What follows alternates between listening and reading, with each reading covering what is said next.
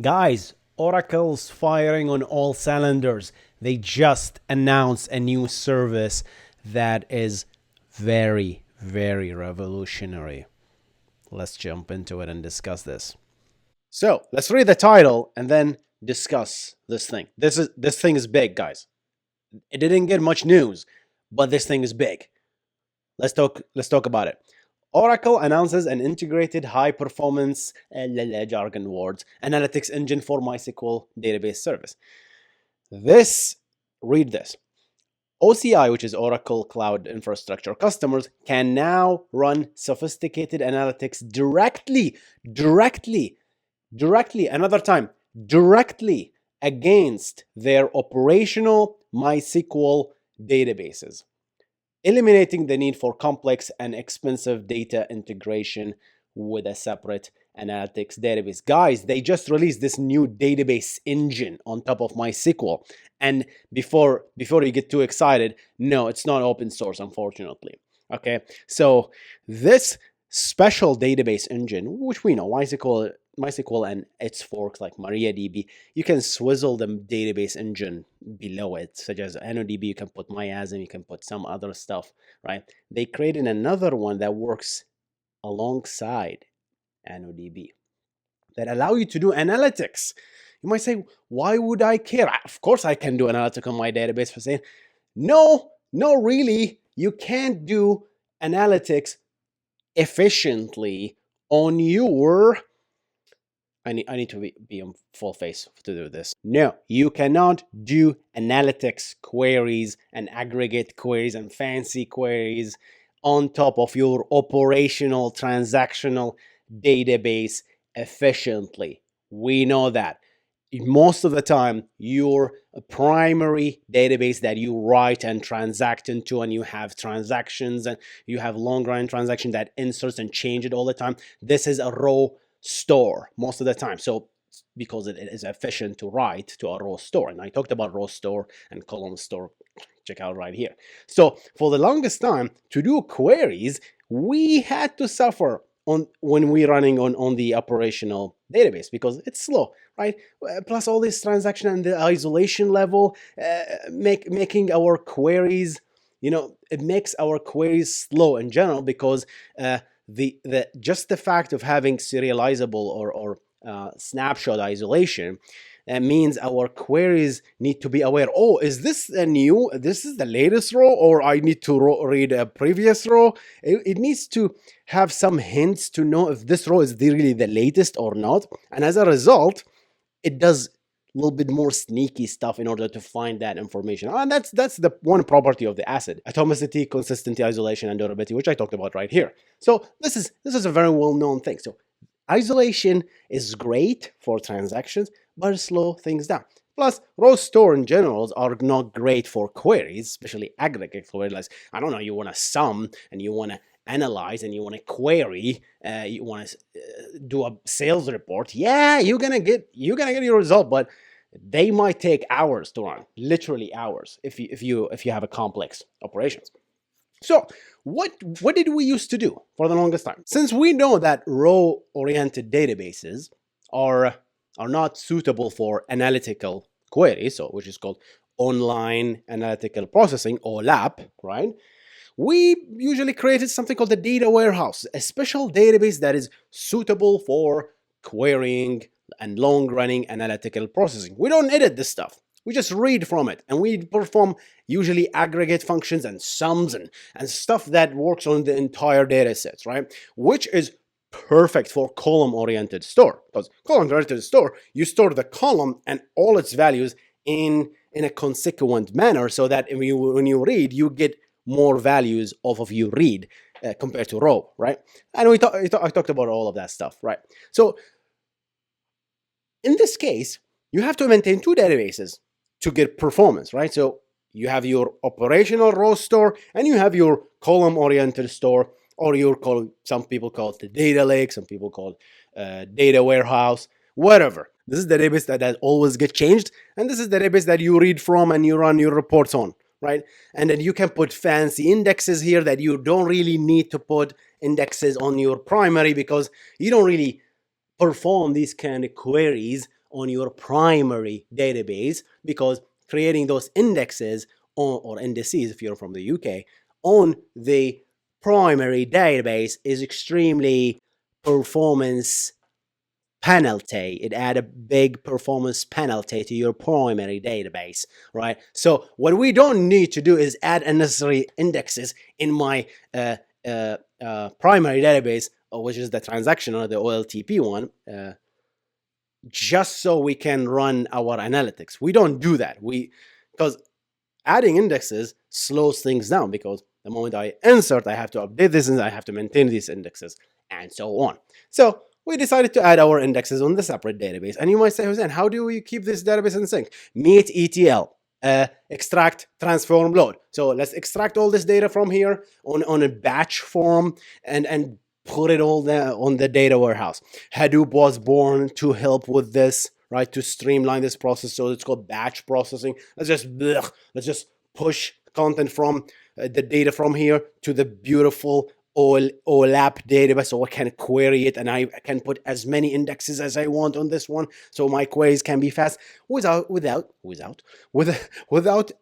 affecting my primary database. So this is what we used to do, and this is absolutely worked great until some high-level people said, why are the queries or reports are slow to be produced? And we started to explain, by the way, there is row column and column star. And they said, what the hell are you talking about? What is column star? I don't care.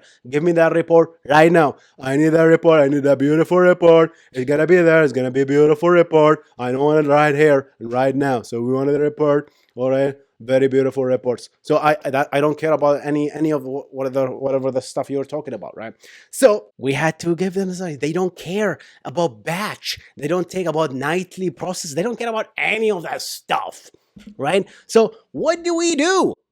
What do we do? Meet Kafka. Kafka came in and says, guys, you're doing this wrong.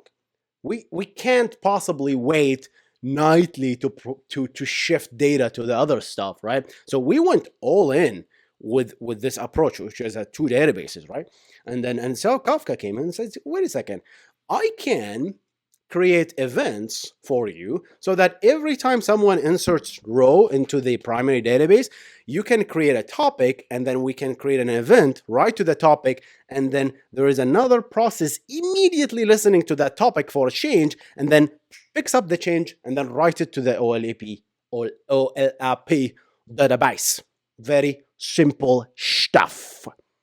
And then all of a sudden we have real time, and then Kafka blew up. That's one use case of Kafka.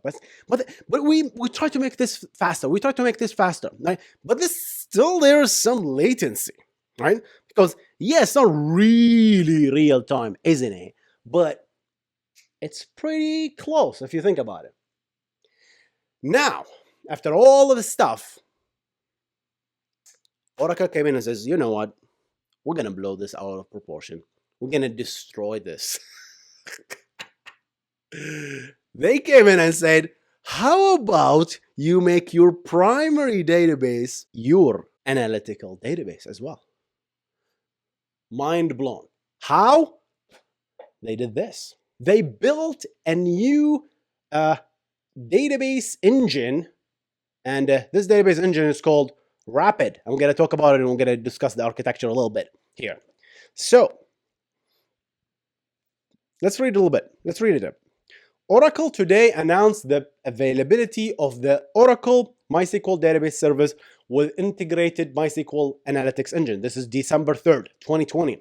Fresh out of the oven news. Optimized and exclusively, oh my God, this is just giving us the middle finger, huh? Just like exclusively available on Oracle Cloud Infrastructure. Nope. You think it's going to be open source? Nope. Nope.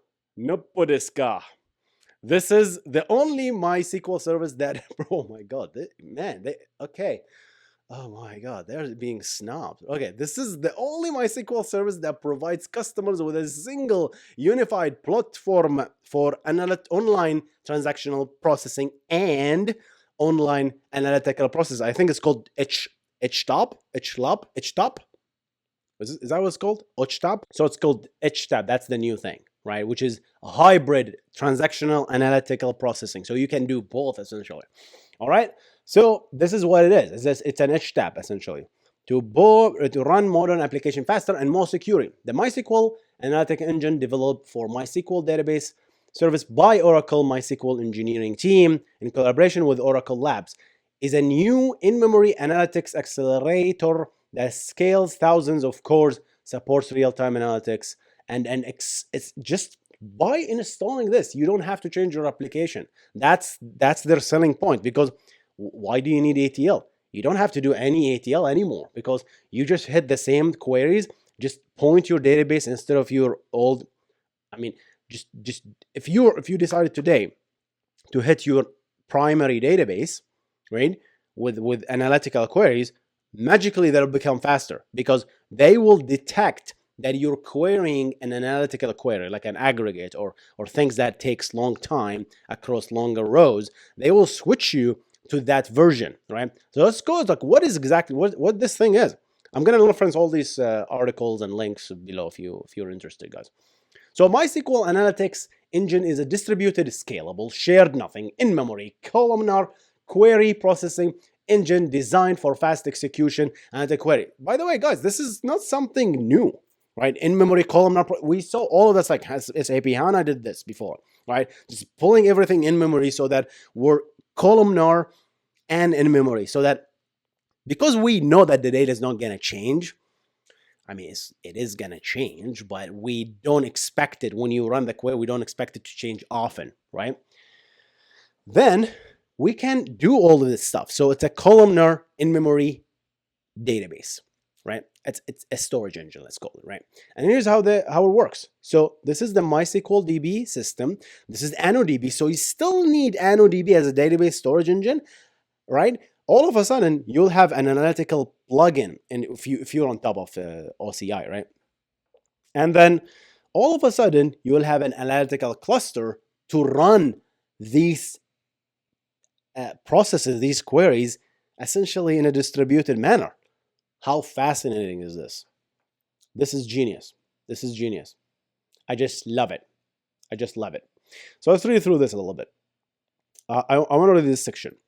Loading data into a analytical cluster require preparing table on the MySQL DB and executing table load operation. So look at this. So to load data into an analytical cluster, you have to modify your table so that it is actually accepting this. So it accepts these analytics. So let's see what it is. It's not free apparently, right?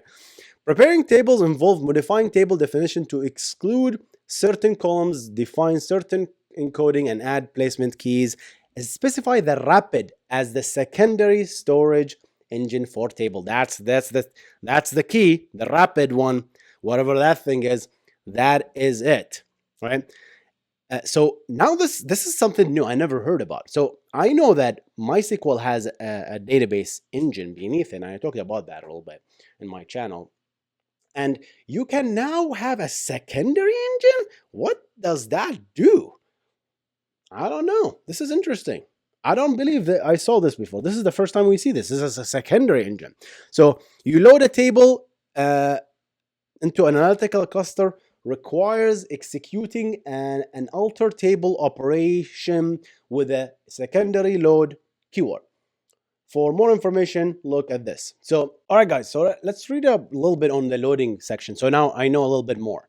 So all the tables that you have in your primary does not automatically go to the analytics. You have to explicitly alter it so it being loaded into the analytical cluster, right? So you have to do one change to your table. So let's say you have a table called orders here, that is, you're actively inserting and transacting with this table, but you want to move this to the analytics. It doesn't magically be available to the analytical cluster, right?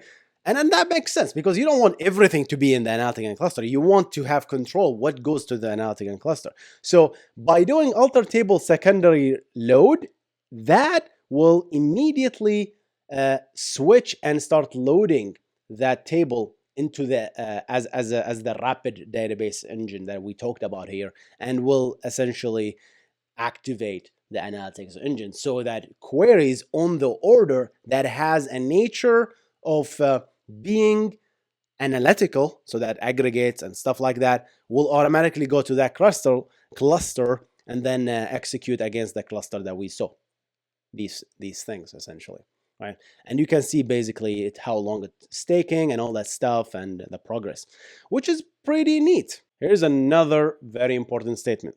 After the tables are loaded, once you do this initial loading, changes to the table data on the MySQL DB system node are automatically propagated to the analytical cluster. That is interesting. So this thing is a beast, guys, and we can take hours and hours discussing it. So I'm trying just to summarize what I learned here. And here's another interesting thing that I'm not sure is exclusive or not. And I think this is going to cause some problem. The secondary load clause has these properties. So the secondary load is a property in the table itself. And once you do that, the table is essentially will be streamed, let's say, is that the right word, to the analytical cluster as you insert data into it. Now you might say, does that affect my insert writes? I have no idea.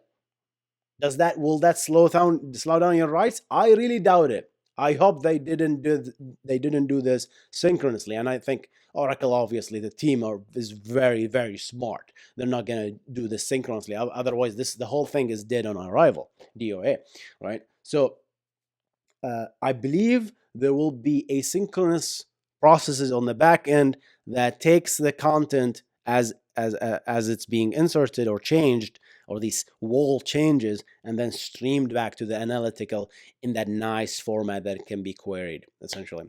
But here's the thing. It only supports read committed isolation level. And we know from experience that this isolation level might not work for long-running queries, essentially. This is very interesting because and I talked about that in my asset video. Essentially, it's like, well, let's say I'm executing a report, right? I want to do all the sales. When I query, I say, okay, this is all the orders, and then I'm gonna do the orders, and then I'm gonna make a list, and then I'm gonna do a sum of all the order. I didn't do it in the same query for some reason or another, right? So I did all the orders and I have X amount of orders. But while I'm executing the second query to get the sum of the monetary value of those orders, someone inserted a new order, right? And committed it.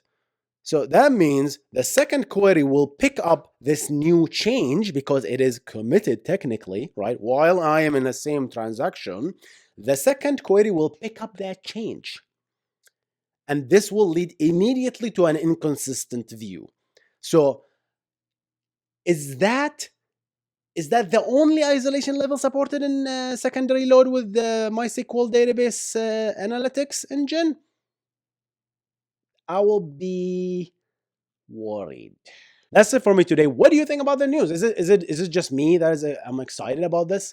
Because I never seen something like that. And let me know if you actually saw a similar system, because I know Citus Data did this with Postgres, but they didn't do it in one service. This is always an ATL job, right? It's always like there's a Postgres extension from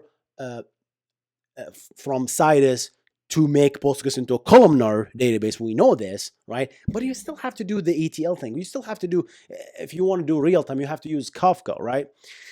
We still need to do all these tools because they didn't open source it because they see the value of this, I believe. And I think if customers think, again, because I'm not sponsored by Oracle or any of these companies, none, right? I'll let you know if I have any, but none. So far, I don't accept any sponsorship. And I'm talking just from my opinion. This whole thing is my opinion, and obviously, take it or leave it. It's just my personal opinion on these things, right? So yeah, Citus Data with Postgres, they did a great job, right? But I didn't personally see something as a one solution to do this other than the Kafka one, right? Let me know in the comment section below if I missed something. if there's a service that I should know about, an open source service that I should know about. Let me know if there's an HTAP service that I'm not aware of that just kind of have both into one system, right?